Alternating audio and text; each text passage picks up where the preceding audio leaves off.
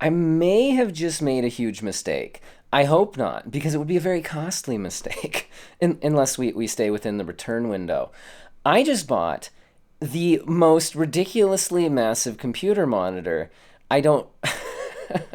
Okay, I ended up, I put a poll. If you follow my channel, you know that I put up a poll a few days ago saying I was very tempted to buy the LG C1 OLED 48-inch TV to use as a computer monitor for gaming mostly, but I'm actually going to test this thing out as, can you run it as just your all day, every day main monitor? And the result of that poll was a 59% or 60% last time I checked. Yes, go ahead, get it. It's awesome. And then there was like 10 or 15%, I think, last time I checked, that were like other and just had other considerations. And it was only like, somewhere in the 30% range that was just like, no, don't do it. Well, there was a lot of good reasons for no, don't do it. And one of them is, look at this box, guys. Look at that. Look at that box. Let me get my face out of the way so maybe it'll actually focus on it. Is it gonna? I don't know if it's gonna focus on it. That's a big box. I wish I had a banana for scale. How about for scale? Do you see that monitor right there that kind of looks dwarfed by this box? Do you see that monitor? That is a 34-inch ultra-wide monitor, guys. That's a 34-inch ultra-wide. So obviously the box is bigger than this actual TV. But I wasn't going to make this video.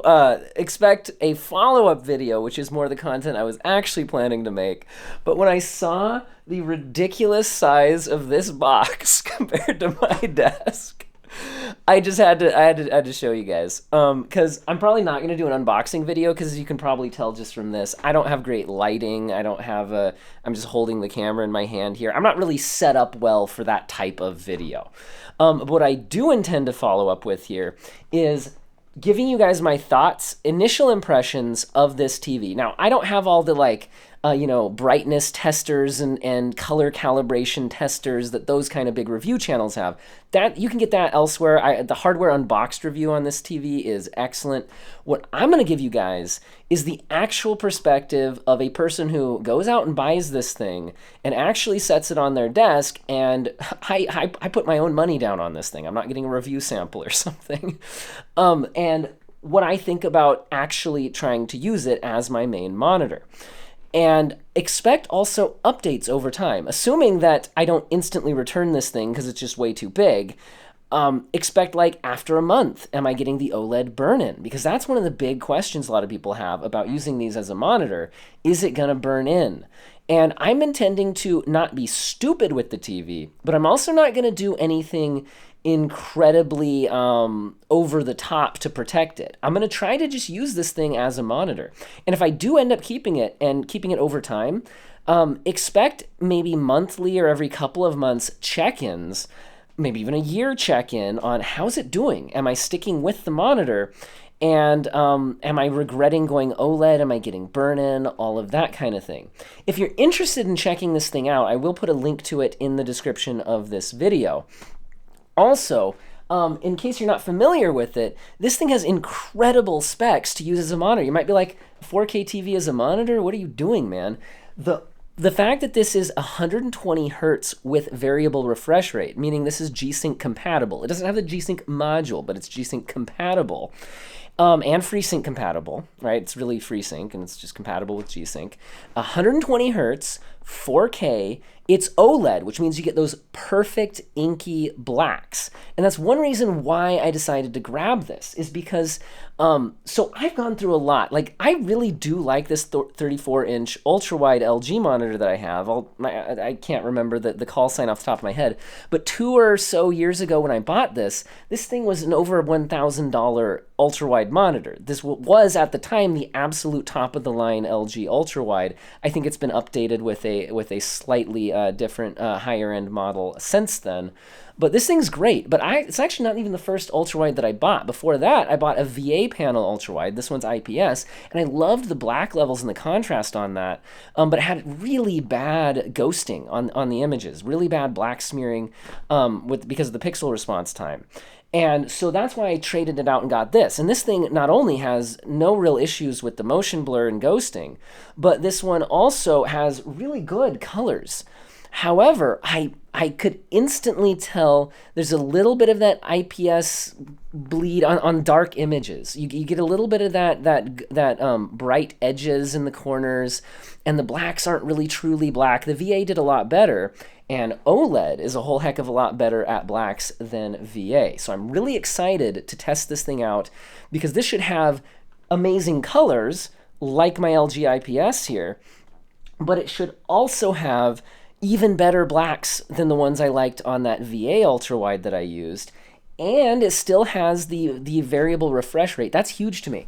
My 4K TV I have over there, I don't like to game on it because it has screen tearing like crazy. I don't really care that it's 60 hertz because honestly, my graphics card can't really push 120 hertz at 4K anyway. So I don't really mind the 60 hertz, but I really miss having variable refresh rate. I think it helps smooth things out quite a bit. Also, that TV has a bunch of input latency, especially at 4K. So the reason, again, that I want this OLED is this thing has incredibly fast pixel response time, so there's not going to be any of that motion blur that I had on the VA panel, and it's going to have incredibly good input latency in its gaming mode. And even better, when I've looked at reviews like the Hardware Unboxed reviews and other ones as well, this thing has better input latency and pixel response time than incredibly high-end gaming monitors because of the OLED technology. And right now, you might be like, why don't you just get an OLED monitor? There really aren't any OLED monitors right now, except actually, I did find out that there is a Gigabyte Aorus, is that how you pronounce it, monitor that's basically like this one. I think it's actually 120 hertz 4K OLED that I'm guessing is using the same LG panel out of here, but then they're just putting it in a Gigabyte monitor. That's interesting, but it just came out. There aren't a lot of great reviews on it. I mean, there just aren't. I'm not saying that the reviews aren't good. I'm saying there really just aren't reviews on it yet. And the other thing is, this is actually cheaper based on the prices that I could get, because I think TVs are produced as a higher volume thing, and that one, the monitor's brand new, so it hasn't been marked down yet. Here's the downside, and the Gigabyte monitor actually I think would avoid this downside, which is that this is a TV, so it doesn't have a DisplayPort input. So you have to use HDMI, and it does have HDMI 2.1, which is fantastic, but only the newest graphics cards, the 3000 series and 6000 from NVIDIA and the 6000 series from AMD, actually have that 2.1 HDMI input. And that's really important because to actually run the TV with variable refresh rate, with HDR, 4K at 120 hertz, you need an incredible bandwidth. And only HDMI 2.1 can do that. My graphics card actually can't do it. I have a RTX 2070. Now that means I could turn down the refresh rate or try running it at 1440p, maybe for gaming. There's also some like HDMI to DisplayPort adapters that I've seen online that people say work, but then you lose out on the variable refresh rate support. So expect me to explore some of those things in the upcoming videos I do. I'll do at least one soon, and then, like I said, possibly some long-term content on this. So what you should look for from me reviewing this monitor in a future video coming up soon is going to be more of the experience of actually using this thing, and especially, what about trying to use it on an RTX 20 series card? It's not super for 4K, you know, it doesn't have that 2.1 HDMI output, and then, you know, hopefully I'll actually get a reasonable price on a 3000 series card here soon, or even an AMD like a 6800 XT or something like that.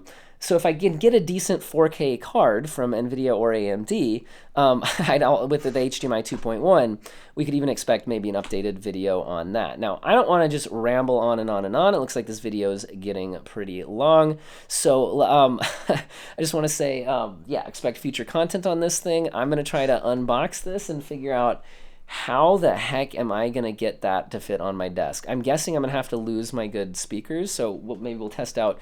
Are the speakers on the TV good enough to not use my awesome like studio monitor speakers here? I doubt the TV speakers are going to be acceptable. I might have to look into something else. Anyway, like I said, the video's getting too long here. I hope you guys all have an excellent day. Subscribe if you're interested in the future content on this.